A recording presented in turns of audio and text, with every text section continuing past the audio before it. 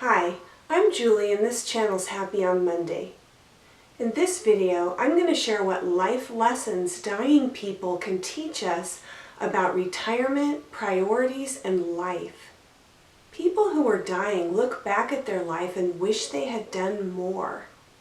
They wish they had touched more people's life and had more of a significant impact on the younger generation. They wish they had done some things differently. What really matters? What can conversations with people who are dying tell us about retirement? Talking with people who are dying can really affect your attitude about money and retirement. When people are told they only have a short time left to live, they really think about what's important to them.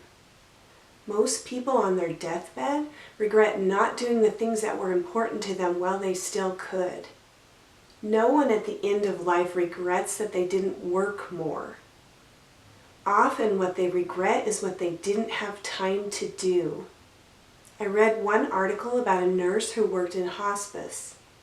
She said it made her value the little things in life.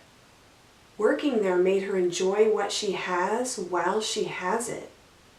She shared about a patient.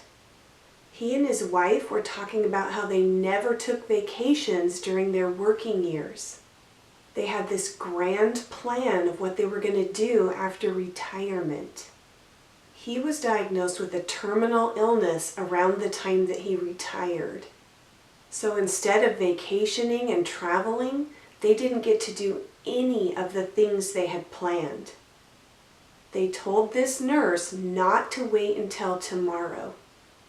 You don't know what tomorrow brings, and nothing is guaranteed. So here are 5 life lessons we can learn from people at the end of their life. Number 1, spend more time with loved ones. One of the most common regrets people at the end of their life had was not spending enough time with loved ones. They may have lost years of not speaking with loved ones because of a disagreement. Make more time for your loved ones and don't take them for granted. Number 2 is don't spend too much time at work. People who are dying felt like they spent too much time at work rather than spending time with their family and friends.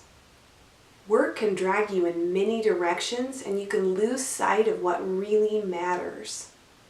You're never going to regret spending time with your family or doing things you really enjoy. But you might regret working too hard and missing out on life.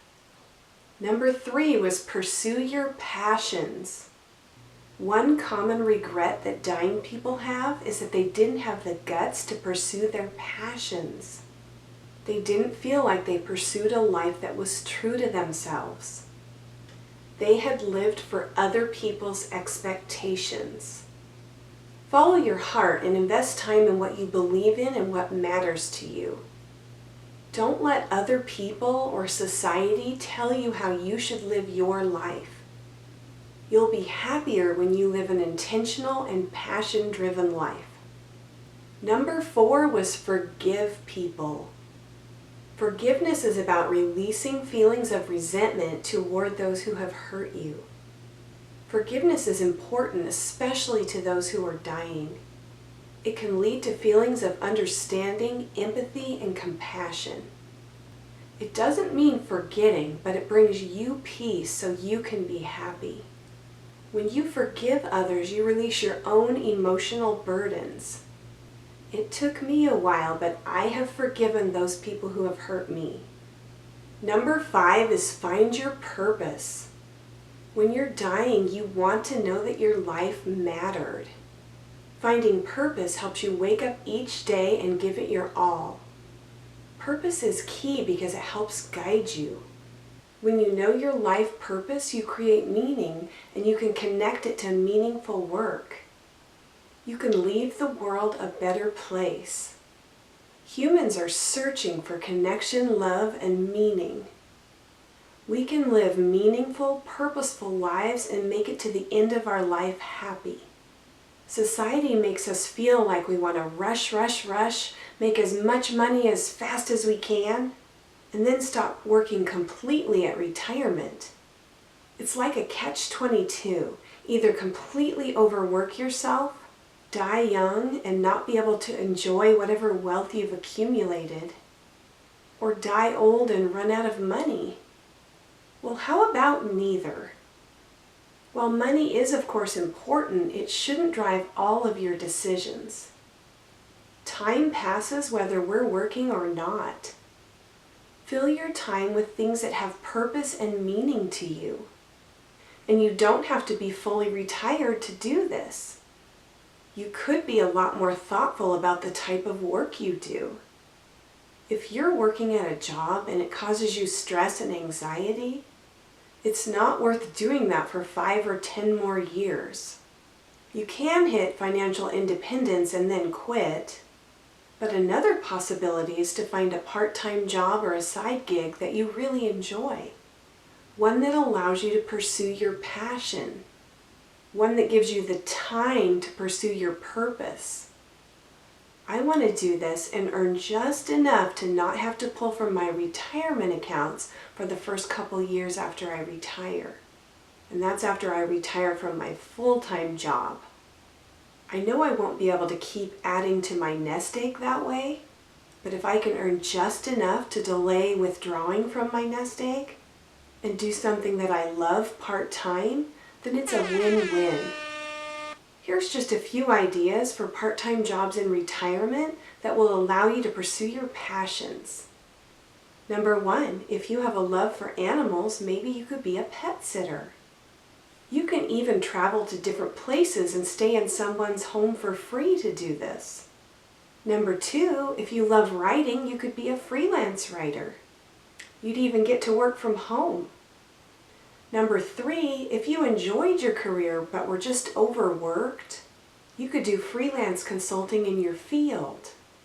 This lets you do whatever it is you do best. Number 4, you could be a nonprofit program coordinator. This would give you the chance to work on projects you're really interested in and make a positive impact in your community. Number 5, if you enjoy kids, you could be a tutor or a substitute teacher. Most states are desperate for subs right now. Also, in most states, you just need a bachelor's degree in anything to be a substitute teacher.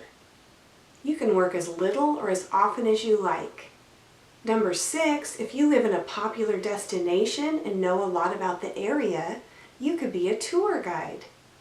You could share your knowledge and socialize while you're doing it. Number 7, if you're artistic, you could sell your creations online at a consignment shop or at craft shows. Number 8, if you love gardening, you could be a part-time gardener. Working as a gardener allows you to be outside and get exercise too. Number 9, if you love thrift shopping, you could sell on eBay. Number 10, if you're good at and enjoy making repairs, you could be a handyman. Some people would pay a small fortune for a good handyman. I personally think it would be fun to work part-time at a winery. Think of the perks.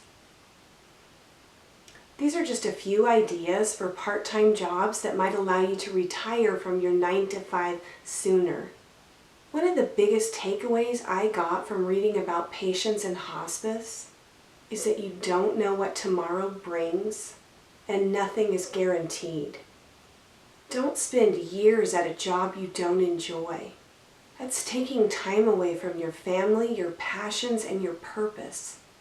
I hope this helps you start thinking about when you might retire, what truly matters to you, and what you might do in retirement. Thanks for joining me. If you found this helpful, please like, and if you're interested in retiring early, consider subscribing to my channel. I'm going to leave you with a quote. One day you'll wake up and there'll be no more time to do the things you've always dreamed of. Do them now. Hope to see you again soon.